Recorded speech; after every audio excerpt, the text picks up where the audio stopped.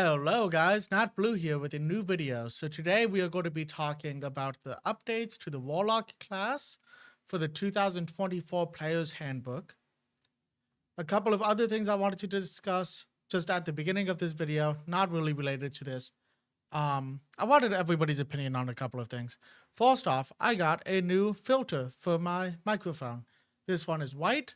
Because the blue one has not come out yet by Rode, the only way to get it is to buy an entire microphone, which I don't know if that's worth it right now. But I really do like the look of the white anyways. I am curious if you guys prefer this over the blue filter that I normally use. Second thing, I have a wider view for my camera right now. This is something that I'm trying out. Anybody that's watched any of the prior videos, I have like a background with a couple of D20s and then the name Nat Blue at the top. Let me know if you prefer that over this or if this works for you guys. So otherwise, we are just going to jump into the video.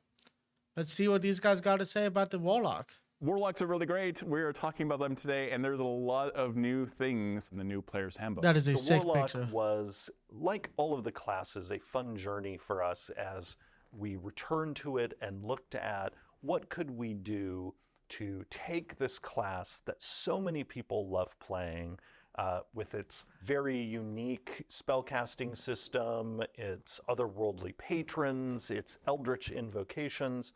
How could we preserve what's great about the class while also bringing improvements? One of the new things that Warlock players will see right away at level 2 is a new feature called Magical Cunning. And Magical Cunning is a way for Warlocks to get some of their packed magic back sooner than just on short rests and long rests. We knew that Warlocks often feel overly constrained when it comes to their spellcasting, and so Magical Cunning is a way to relieve some of the pressure there. Now, with Magical Cunning at level 2, something that used to be at level 2 then moved to level 1, and that's Eldritch Invocations.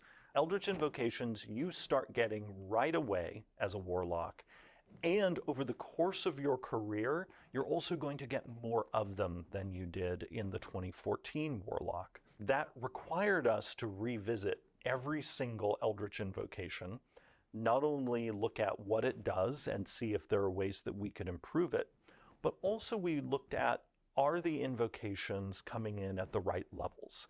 Invocations, since they were introduced, often have level prerequisites, and we wanted to make sure that the prerequisites were right. And so people who are familiar with the Warlock will find that a number of invocations had their level prerequisites lowered. So there were a number that required you to be quite high level that you can now take at a lower level. But then because this feature is now available at first level, many of the invocations that didn't have prerequisites before now do, because we did not want most of the invocations to suddenly be available to you immediately at first level, but we also wanted to make it so that you would not be overwhelmed as you considered your choices as a Warlock player. And I like all of this so far. So I love the Eldritch Invocations. I think it's a really cool system for the Warlock. I like that they didn't want to overwhelm you. I feel like that's something that I'm not a big fan of with the 2024 Player's Handbook so far, is it seems a little bit more overwhelming. I do like that they lowered some of the prerequisites. So I'm really excited about all of this so far. I didn't realize that Warlocks didn't get invocations at first level. I've never played a level 1 Warlock, so that's news to me. But we'll keep this moving. And so the level prerequisites really, in a way, help pace how many invocations you have to consider as you go on your Warlocky journey through this class, leveling up. And at first level, your main choices when it comes to invocations are 3 that used to be a whole separate class feature. And those are the packed boon, what previously were packed boon features, now are invocations. Yeah. And this is a big deal because not only do you get things like Pact of the Blade or Pact of the Tome or Pact of the Chain, you can now get it at first level. Yeah. But because we have turned them into invocations, you can now theoretically over time get all of them. Yeah. So they used to be mutually exclusive choices. If you chose Pact of the Blade, you were never going to get Pact of the Tome. Now, if you want to build your Warlock to have both, you can. This invocation choice at first level is the choice you're now making when you create your Warlock, rather than choosing a subclass. Yeah. Subclass now, like for all of our classes, is at third level. That's been standardized for all of our classes. Okay, so I like that some of the packed boons are now invocations. Like he said, it's cool that you can take more than one of the packed boons now, pretty much. I don't like when they restrict classes to getting a subclass at third level, because sometimes it doesn't make sense. So, to me at least, Warlock and Sorcerer would be those instances, probably even Wizard, because your backstory is going to imply which type you're picking. So a Warlock is obviously getting a patron at level 1, but they're not getting a subclass until level 3. That doesn't make sense to me. If you made a deal with an Archfey, why do you not become an Archfey Warlock until level 3? And then like Sorcerer, you have your bloodline at the beginning. So why would you have to wait until level 3 to get your subclass?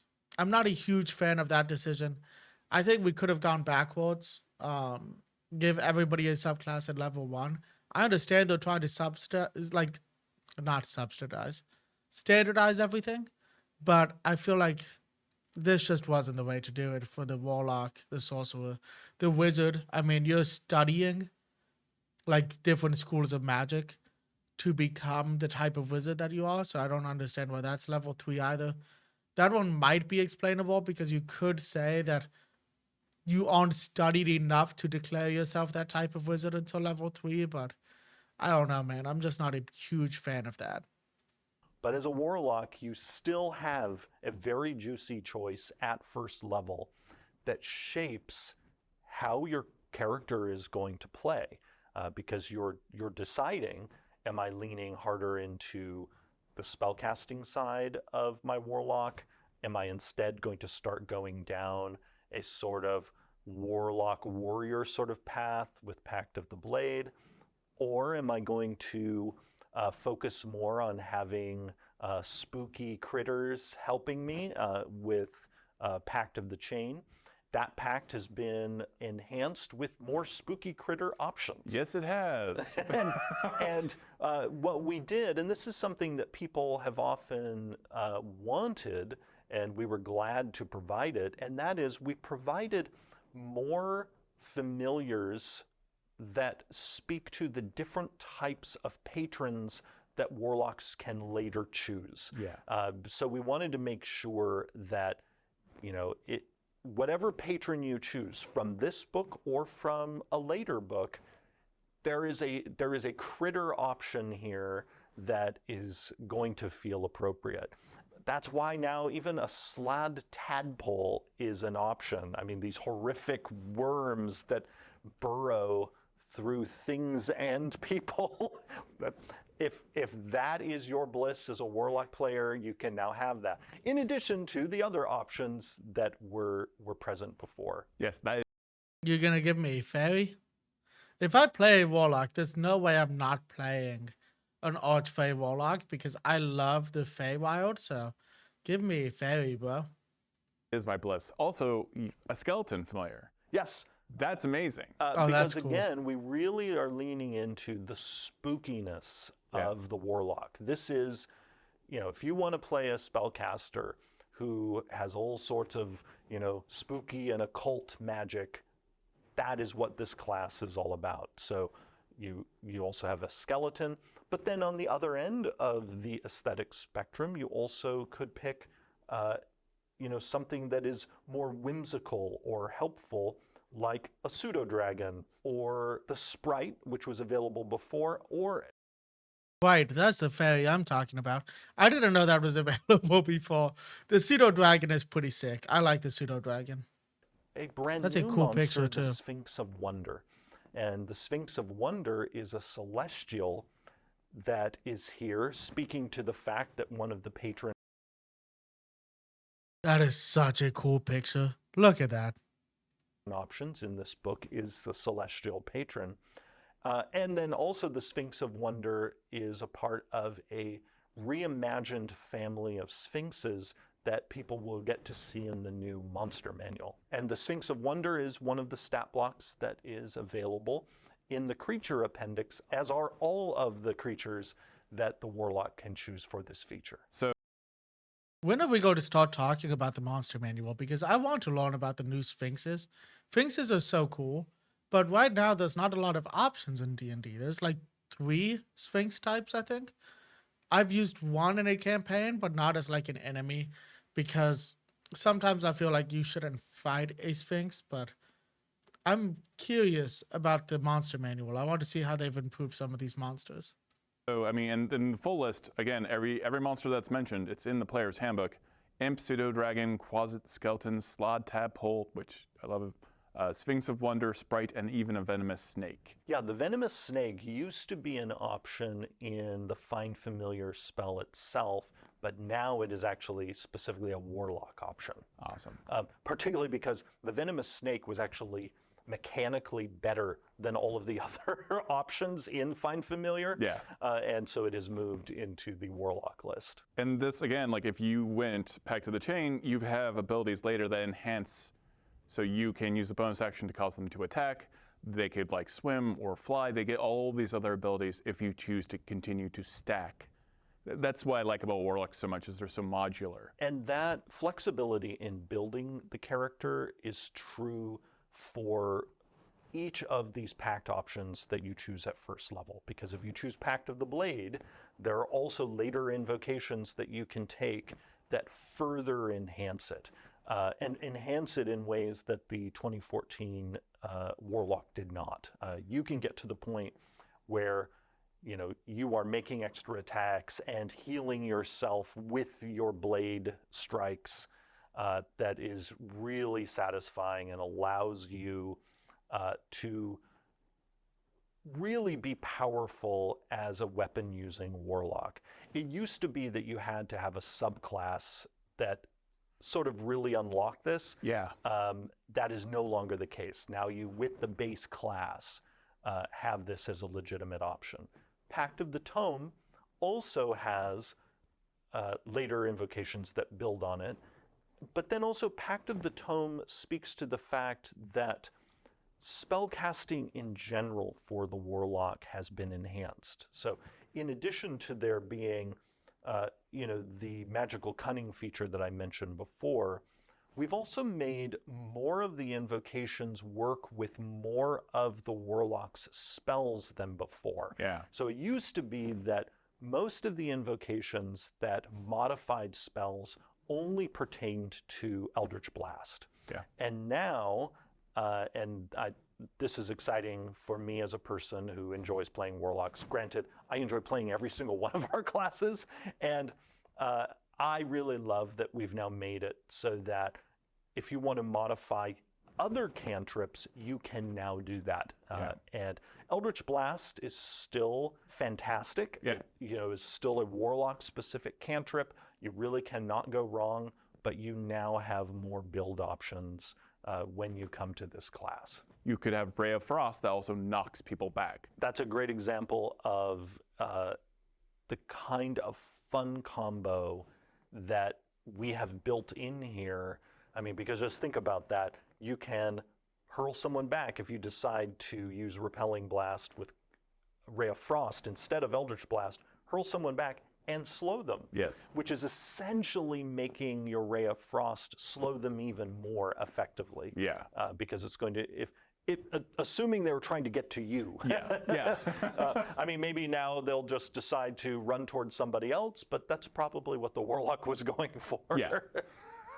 Among the new invocation options, we even have like Lessons of the First Ones, which is a brand new invocation that simply lets the Warlock take another origin feat. Yeah. Those feats that, every character gets one now when they make their character at first level. Well, if you as a Warlock simply want to get more of those starting feats, that is one way you can use your invocation choices. So if you're looking for more, like maybe you want the skilled feat, the alert feat, luck. Tough, you want more hit points. No, again, more modular, more customization for like what kind of creepy Warlock you want to play. And that invocation alone opens up so many modular build options because it gives you access to all of the origin feats. Yeah. And that's why in many ways this class is the character builder's paradise. Yeah. because of how many different ways you can combine all of these options. It will be very hard to meet two Warlocks that are exactly the same. Yeah, exactly. And that's something we were going for. While wanting to preserve the special identity of like Eldritch Blast and all of that being a part of this class, we also really wanted to open up more ways to build your Warlock and play your Warlock. And people are going to find that we did that not only in the base class itself, but also in the invocation options, and then also in the subclass options. I mean, another big enhancement that I absolutely love is you can call upon your patron. Yes. Which seems so fundamental to being a Warlock. Yeah, so we realized while revising the class that the class had no built-in way to just chit-chat with their patron, even though that is such a common shtick in campaigns to have Warlocks, wanting to basically, call HQ and find out what their patron is up to, or to fight with them, because of course some Warlocks don't like their patron. Yeah. It's sort of a boss that they're estranged with, or just a battery for their power that they don't actually like. We also have, just like in other classes, we've given Warlocks now the Epic Boon at 19th level. Let's interrupt this for a second. I do love that you can call on your patron now. So I feel like they are saying, it is odd that wasn't already a class feature. You should be able to call on your patron.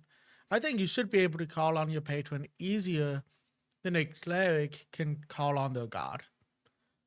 Because a patron probably isn't at the level of a god. A patron is like an Archfey, a demon, stuff like that, like very powerful creatures, an undead. So they're not at the same level. So I think it's interesting that that wasn't already a feature, but I'm happy that they're adding it in.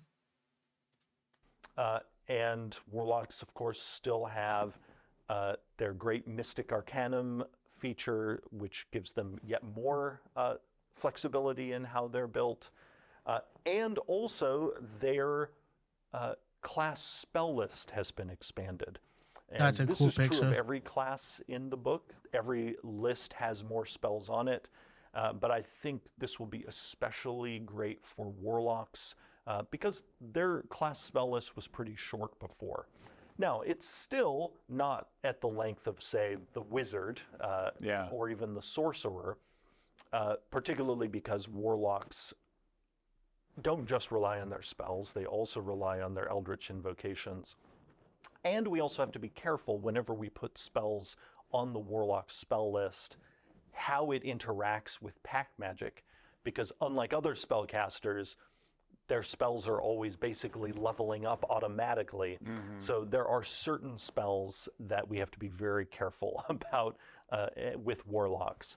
And but even with that carefulness being in the mix, people are going to see that their class list has some fun additions to it. Perfect. The Archfey patron is... Let's not jump into the Archfey patron yet. So we're getting a expanded spell list, which is great. Getting more options. Are we not getting more spell slots? Because I feel like that's what most warlocks are upset about. I'm not saying a lot of them. I don't want as many spell slots as a wizard, or probably even a sorcerer. But I mean, I think at level 10 you have 2. Like, you gotta give us at least a couple more, right? This is ridiculous. There's what some people consider half casters have more spell slots than a warlock. So like the paladin, bards, rangers normally have more spell slots than warlocks do, which to me is insane. Super tempting. And if you like teleporting, holy cow. So tell me a little bit about the Archfey patron Warlock. We looked at the Archfey patron from 2014 and felt it needed a major enhancement. Yeah. People have often loved the theme of it, of forming a pact with, a member of the Fey court, and whether this is a person like the Prince of Air and Darkness or an archhag. It has so much wonderful flavor. Yeah. But we found that the gameplay of it was not living up to the flavor. Yeah. And we decided that because often our Fey-oriented player mechanics involve teleportation, we were going to go all in on that in the Archfey patron. And so what you have now is a subclass that is going to let you vanish and reappear elsewhere frequently, but not just that. It also allows you to layer on extra effects each time you teleport using Misty Step. And this, by the way, is not just when you use Misty Step with your Steps of the Fae feature. The Steps of the Fae feature in the new subclass allows you to cast Misty Step a certain number of times per day without expending a spell slot. And then it also allows you to, again, put on these extra effects. But those extra effects can be put on whenever you cast Misty Step, not just when you're casting it for free. So also, if you decide to just keep casting it, even with your spell slots, you get to add on these extra effects. This is something that we explored previously in the Eladrin of teleporting. That's what I was just about to say, is that this reminded me of the Eladrin. I love that. I love that there's more Misty Step. I love that they're improving the class. So I've wanted to play Warlock for a while, but I specifically want to play an Archfey Warlock because I'm a huge fan of the Feywild, like I said earlier in the video. But every time I've looked into it, I'm not a huge fan of the mechanics of the Archfey Warlock. I think 5e, they did not do a great job with that subclass. So I had decided that I would play a Warlock of, I think it's the Great Old One, if I decided to play a Warlock, but I would rather play an Archfey Warlock. And having these extra effects, but the Archfey patron takes that notion and dials it up to 11. This includes helpful effects like teleporting and gaining temporary hit points, but then it also includes things like Taunting Step, where you impose disadvantage on someone's attack rolls unless they attack you. Now, and you as a Warlock player might be wondering, why would I want to encourage someone to attack me? Yeah. Well, I'm glad you asked, because as you go deeper into this subclass, you'll see that you then start gaining abilities where you can then punish people for attacking you by dealing psychic damage to them. You can also make it so that you turn invisible, and so now suddenly they have disadvantage to attack everybody else, but also you. We loved this shtick so much that in the level 14 feature, which is brand new, Bewitching Magic, we've made it so that once you reach this level, whenever you cast an enchantment or an illusion spell, hey, you can also Misty Step. And that Misty Step can have these extra effects. So this is going to be ridiculous in all the best ways. Yeah. We really wanted that Fey flavor, which includes often a kind of trickster element. And you're going to see this here of you're vanishing, you're reappearing, you're messing with the foe. Monsters are going to hate this Warlock. So what you do, just pitching this here. For some reason I'm having an issue remembering. Oh, so you play a Tabaxi. You play a Tabaxi Warlock with the Archfey patron. And then you are pretty much just a Cheshire Cat, and that sounds amazing. So just an idea for a build for anybody out there. Just a Tabaxi Archfey Warlock, so that you can just be the Cheshire Cat teleporting around people.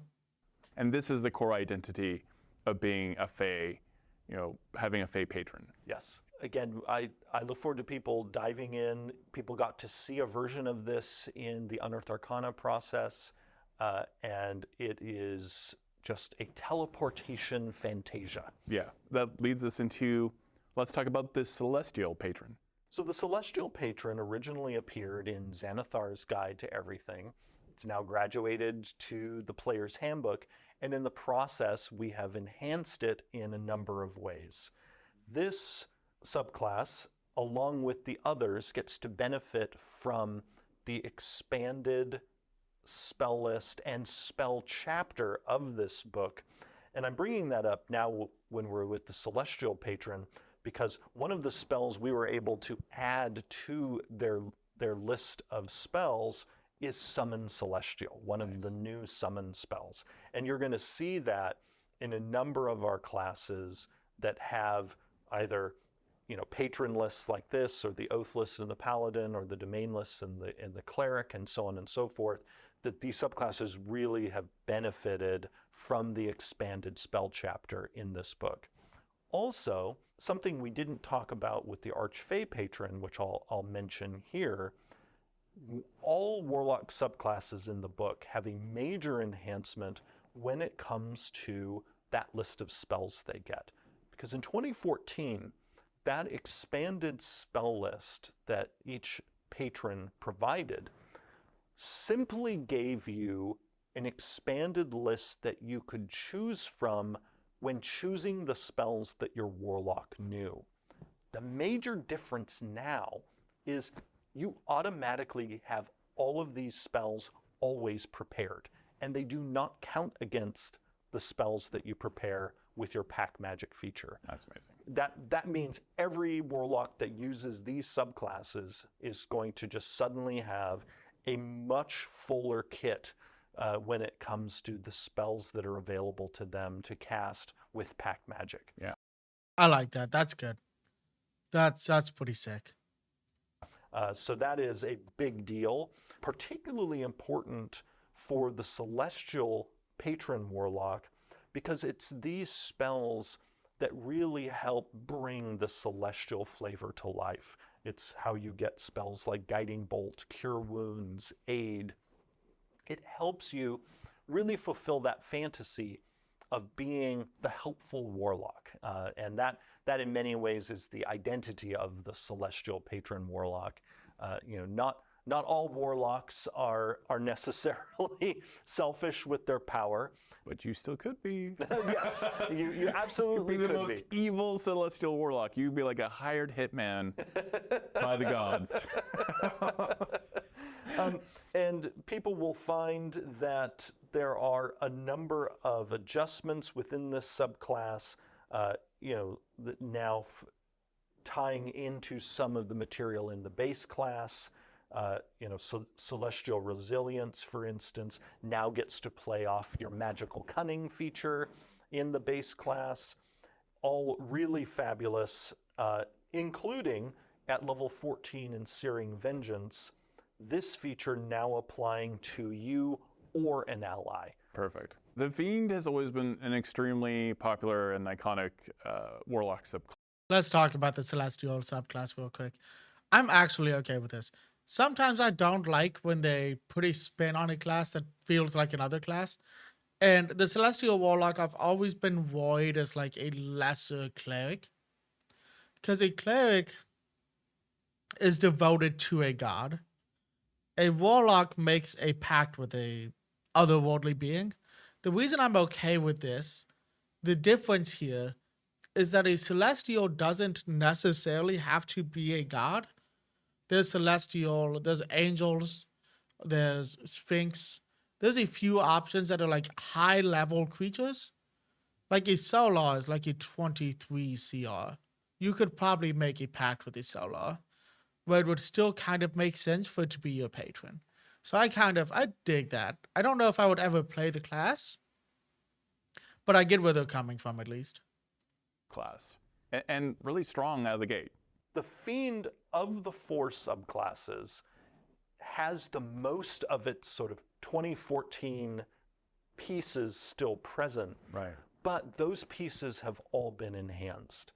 The spell list has been revisited. You can use some of your features more often than you could before, like Dark One's Own Luck. Hurl Through Hell is still terrifying, but also has sort of clearer functionality than it had before. You also, with the Fiendish Resilience that you get here, magical weapons no longer bypass your resistance. That's fantastic. Yeah, so it's this of the 4 subclasses is the most like what it was before, but even so, you're going to find just a bit better. Oddly tanky in Baldur's Gate 3, really, because that constantly killing of a creature and getting temporary hit points, bouncing around like that, just kept you alive on the battlefield much longer than I anticipated. That tankiness in Baldur's Gate 3 is also here in spades, because probably the biggest enhancement for the Fiend patron is in Dark One's Blessing. Yeah. Because now you gain its benefit whether you're the one who drops the foe or someone else does within a certain distance of you. So you are going to be farming those temporary hit points much more easily than you ever could before.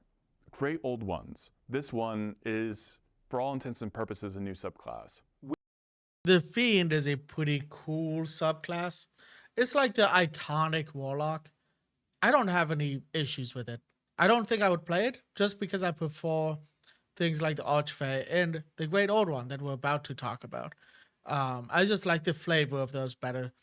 The Fiend Warlock, I think, is really great with a good backstory.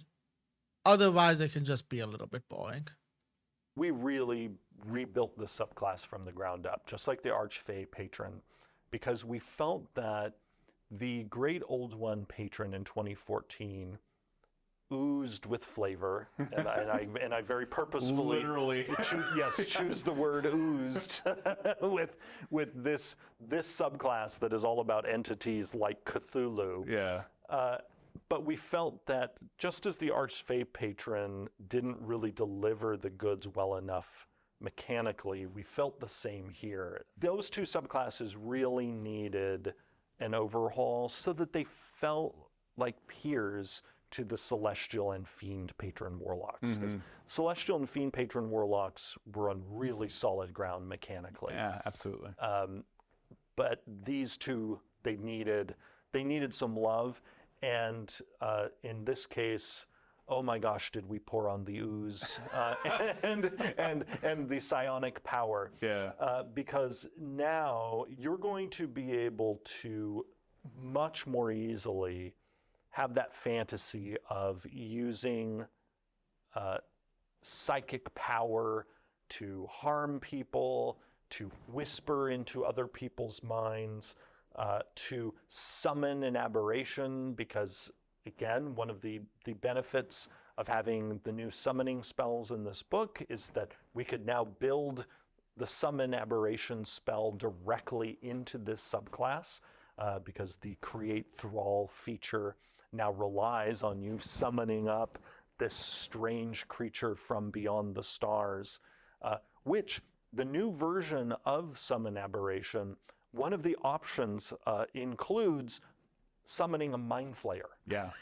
So the friend you summon might be a Mind Flayer that appears, and Oh, that is so cool. I love the idea of summoning a Mind Flayer to help you, or like a Beholder, which they just showed the picture of. That would be pretty cool. Even if it's just like the Spectator or something, a lesser Beholder, that would still be pretty sick. Honestly, I would be fine with summoning an Interactive Hour because I just think they're really cool. is helping you. Now, not a Mind Flayer from the Monster Manual. Yes, it but is the a version. It is a Mind Flayer option within the Summon Aberration spell. And this is a great spell list for them, by the way. I mean, because that's a big change for these earlier ones. But Brigade, Detect Thoughts, Dissonant Whispers, Phantasmal Force, Tasha's Hideous Laughter, Clairvoyance, Hunger of Hadar, Confusion, Summon Aberration, Modify Memory, and Telekinesis. And when you do damage, you can turn things into psychic damage. Yes, because that connects to the fact that 3 of the features in this subclass are entirely new. Now, Create Thrall is functionally also entirely new, but it's using the old name. Yeah. But Psychic Spells, Clairvoyant Combatant, and Eldritch Hex are all entirely new features in this subclass. And they are allowing you to, first off, when you cast enchantment or illusion spells, you can do so without verbal or somatic components, because we wanted you to be able to feel like that psionic magic user where it's just your mind is doing it. Yeah. And they're not, no one is necessarily seeing you do anything while you use your spooky magic. But as you mentioned, the Psychic Spells feature also lets you, when you deal damage with a Warlock spell, change it to Psychic. Yeah. So you can have, again, this sort of full psionic fantasy of whatever spell you're casting that's dealing damage. It can be psychic damage. And you can flavor that as this is all in your head. Yes. Yeah. Well, particularly because they never saw you. They never saw you casting a spell. Yeah. So also then with Clairvoyant Combatant, this new feature ties in with the subclass's Awakened Mind feature, where you can, with Awakened Mind, create a connection between your mind and someone else's. Well, then with Clairvoyant Combatant, you can make that connection go bad. This is all about really zeroing in on a target and just heightening how much damage you're doing to that one target. This is actually a nod to how psionics worked back in first edition D&D, where you could have these psionic battles going on in people's minds, and nothing visible is even happening. You know, if someone were watching, like, it looks like those people are like flinching in pain, but from what? And this subclass just brings that to the table. The Eldritch Hex is significantly more powerful as well. Yes, the enhanced version of Hex that you have is, again, all about heightening the suffering for this one target, because it gives them disadvantage on saving throws. And so that is going against a certain ability. So you can, let's say if you're going to be casting spells that force wisdom saving throws, you can use this spell, your Hex, to give them disadvantage on wisdom saving throws, which again can create this sort of snowball effect with your harmful magic against them. There's a lot of synergy with all of these subclasses. I mean, everything in the new player's handbook is very intentional. As a giant fan of Warlocks, it's very difficult to make a choice. These are all fantastically realized and hit many subgenres of this creepy genre that I love so much.